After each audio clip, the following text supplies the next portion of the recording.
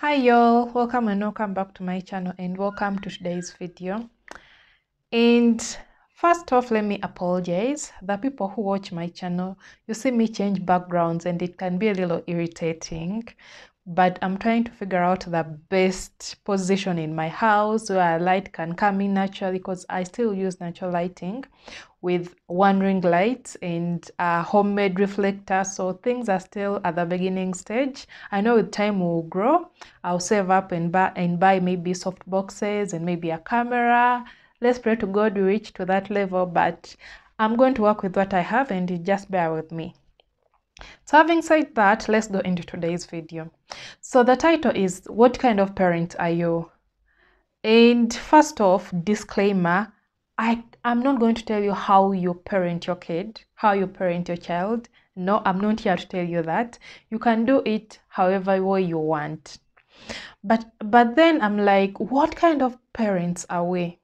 If you're an African child, you know, growing up, our parents were our parents. These people are like, I am not your friend, I am not your sister, I am not your peer, I am your parent. So right now we've grown, they now want to be our friends, and it's hard for us to get out of that mentality of you are our parents, you're not my friend and all that, and they're trying to push it and they're trying to be, to communicate, but it's like it's being forced down onto us, because this is how you raised me. You wanted to be a parent and not a friend, so it's really hard to get out of that mentality. So that brought me to some points here that I'm going to share with you, and if you have anything to add, subtract, critique, or have a conversation, I'm always in the comment section. You can, just drop a comment and I'll be there to chat with you. So now let's talk, and some of these I'm going to say they are my experiences and some of them are just general things that I think aspirants should be aware of. So number one is for me, I cannot allow my child to just go sleep over or spend holidays with anyone. I just can't do that. There are a lot of horror stories when it gets to that kind of thing.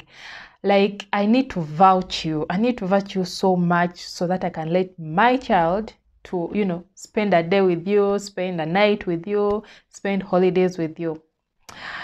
Also, if we don't have the same parenting style, I really don't see me sending my child to you at all. Like, at all. Because let's say, for me, I am in between. I'm an African mother and I'll whoop your ass, and also gentle, caring parenting. So I am between that, because sometimes I will whoop your ass and other times I'll hug you and be like, it is okay, like, no, this is okay, and something like that.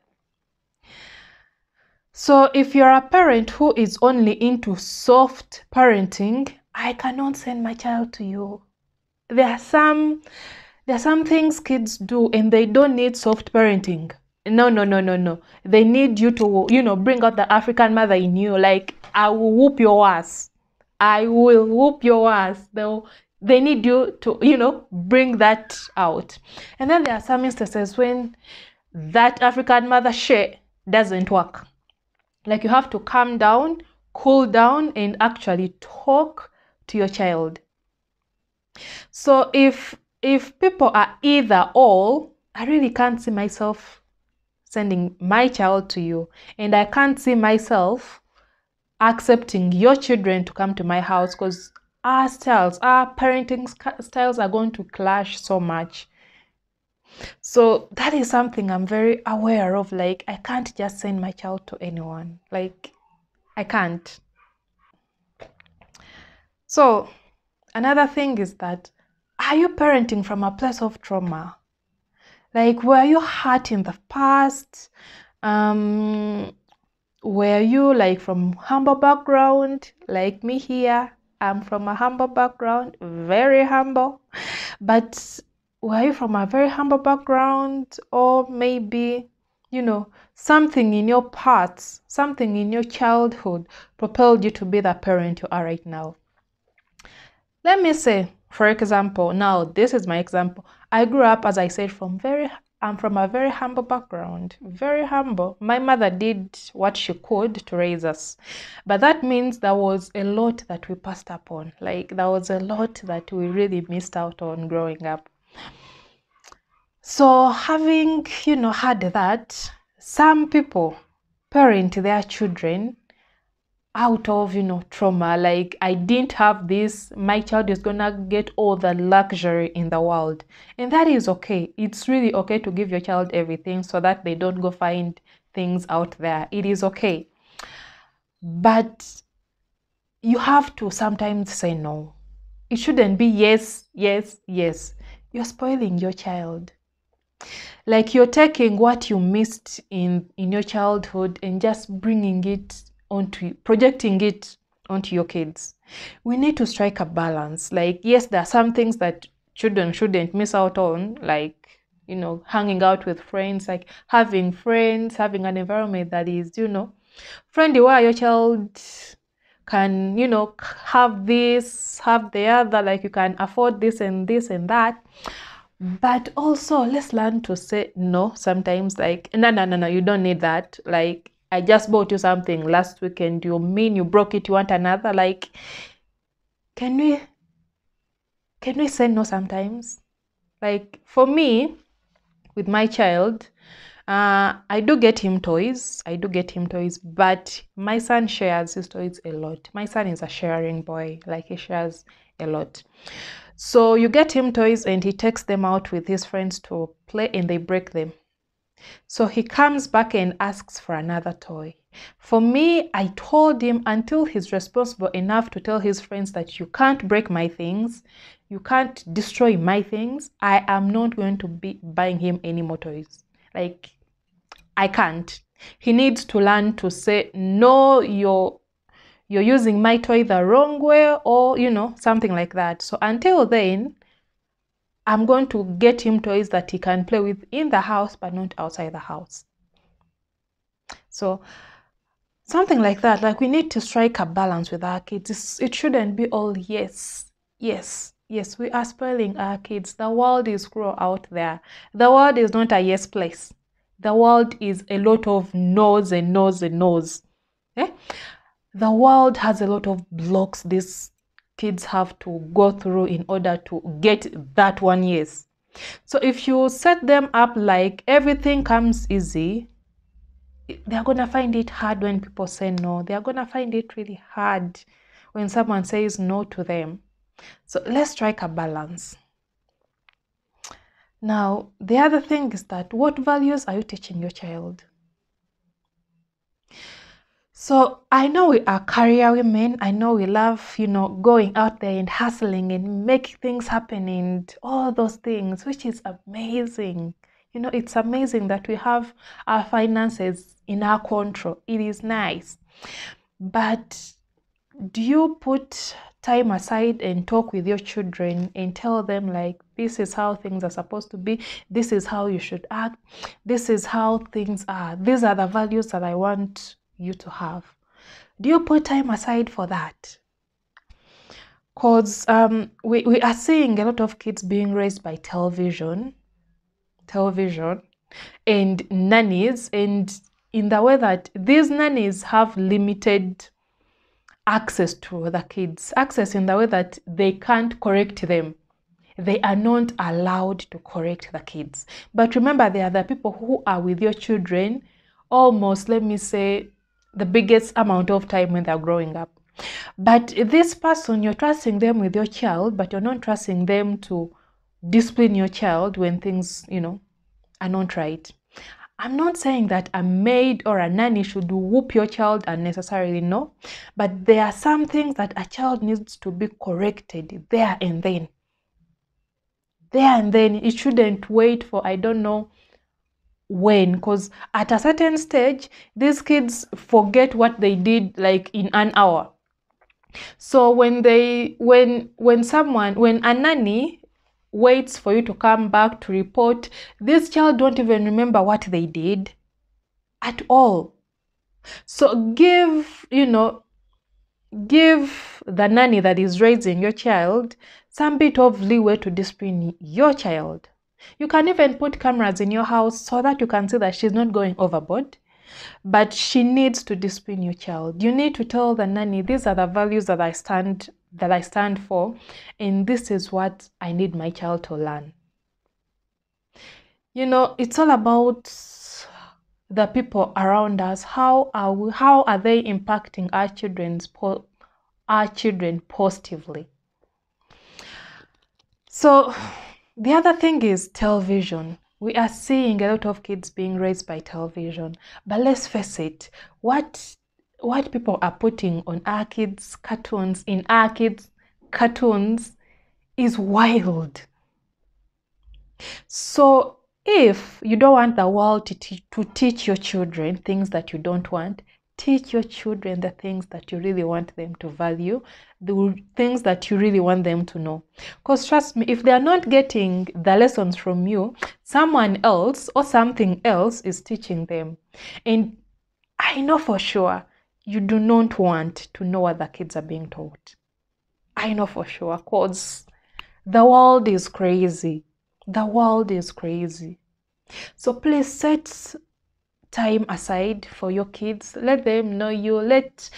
Be involved in their lives. Know them and, just participate in their lives. The other thing is that I know we've been hurt in the past. And when we were growing up, we're like, I'll never take my kid to so and so and so and so. But my thing is that if you realize you have a good village around you, those are people that can raise your kids with you, that can help you. Tap into that. Like, for example, for me, I left Uganda and came to Kenya, and I'm living close to my in-laws. That's my mother and father-in-law. I'm living close to them.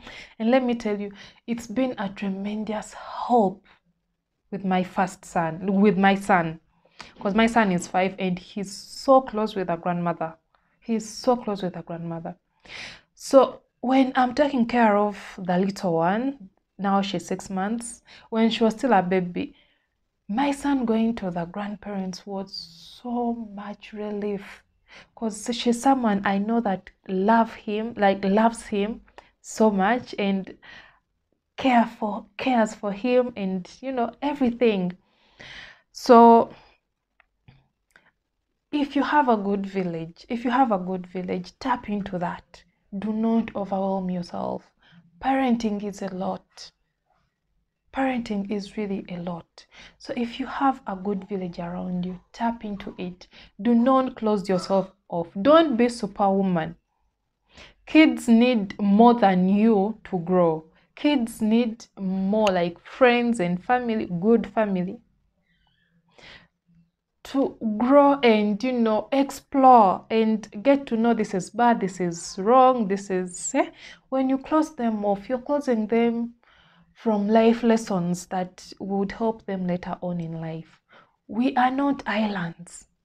We need people around us. We need people to come to our aid and all that. For me, I tap into that so much. So much, and I'm very thankful for my in-laws for being the in-laws that they are. They take the burden off of me.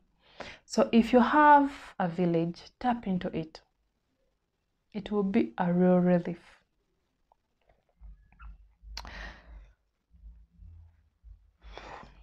Another thing is, how have you prepared your child in case of your demise, or in case you physically can't take care of them? How have you raised them? For example, let me say, parents who are yes, and they've never said a no, and these kids have never even known their relatives, they don't know anyone, they're just around you and all that. Let's say you die. Will your relatives comfortably come up and be like, I will raise my sister's child, I will raise my brother's child? People can say that, but out of like obligation and all that, but not genuine love for you or the kids. How have you prepared your kids? My child is a child that can fit in anywhere. And that is the best thing, because we don't know how much time we have on this earth. So we need to prepare our kids so much, like, in case I'm not here, can my child go on? Will the people around him actually, be comfortable in raising him? I know we can't control people, but at least you can impact into your child, like, things that will help them in case you're not here. Impact them family values, like if they have siblings, if they're like, stick with each other, love each other, always help each other. If it's like, families, like someone has invited you, tell them, like, respect people, respect their space, listen to people, be obedient.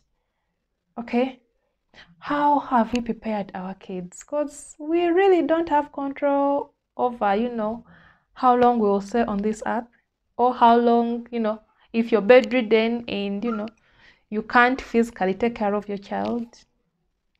We can't control that. So let's prepare our kids just in case, so that at least they can fit in somewhere. So I'm going to say that the people raising kids, parents, guardians, whoever, thank you so much for raising these children. Parenthood is not easy. Parenthood is not the easiest thing out there. It's really hard. It's the toughest job that I've ever had in my life. But just know that you are doing a good job. You're a good parent, you're a good mother, you're a good father, and you are really doing a good job. If no one has tapped you on the shoulder yet, tap yourself on the shoulder. Like, you are doing a good job. You really are doing a good job. And I know it doesn't feel like it, because these kids can stress you out, but you're doing good, mama. You're doing good, dada. Like, you're doing good, daddy. Like, you are doing okay. Let me end the video here, and I hope to see you in my next one. Bye bye.